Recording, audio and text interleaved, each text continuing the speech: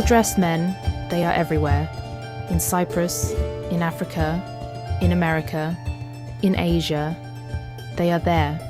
An immeasurable wealth, a kingdom without borders. How did they manage to control the world?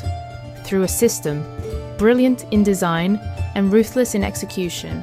In this video, you will witness what power really looks like. Under every stone, you find them, the British. Before we go deeper, you need to understand the foundation. By the early 1900s, a large part of the world was under the control of the greatest empire since Genghis Khan, an empire so vast, the sun never set on it, 35 million square kilometers, the British Empire.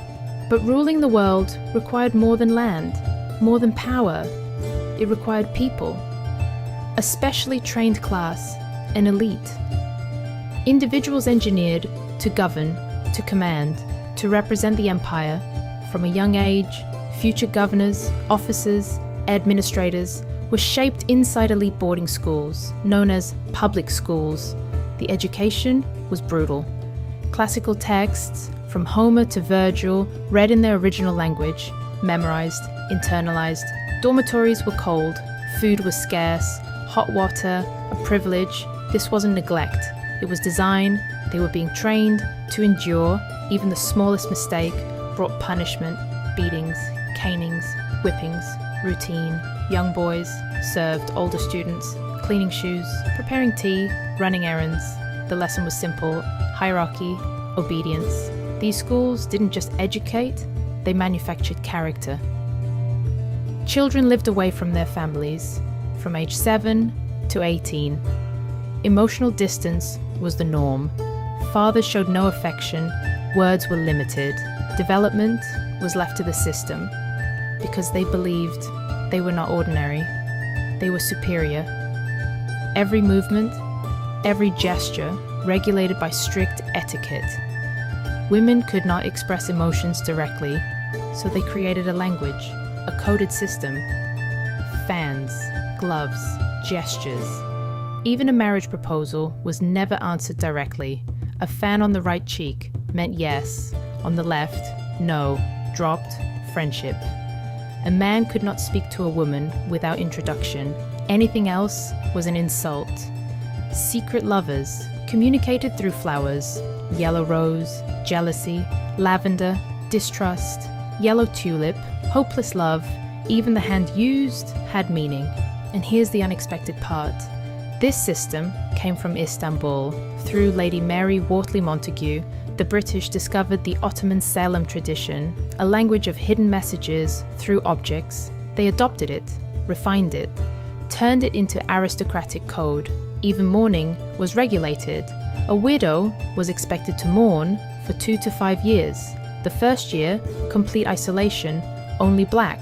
Queen Victoria herself wore black for 40 years. Even language was class-based.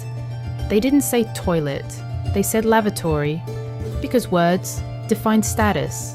Women had roles, clear, unquestioned, to give birth, to support, to elevate. A woman could be intelligent, but never more intelligent than her husband. Everything was controlled. Because these people would leave England to represent the empire, and they had to be admired, respected, almost godlike. In the colonies, around 300 British officials controlled entire regions. They lived separately, built their own districts, luxury, modernity. They did not mix. They could not.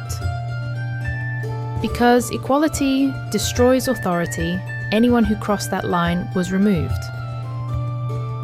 Their communities were replicas of England, clubs, churches, schools, cricket fields, polo grounds, tea rituals, language, lifestyle, preserved. Even in extreme heat, dress codes remained. Men in wool suits, ties, top hats, women in corsets, layered dresses, gloves. Comfort was irrelevant. Because discipline signaled superiority, even piano legs, you were covered, to avoid the suggestion of the word leg. Wine was for the elite, beer for the working class. But losing control was unacceptable.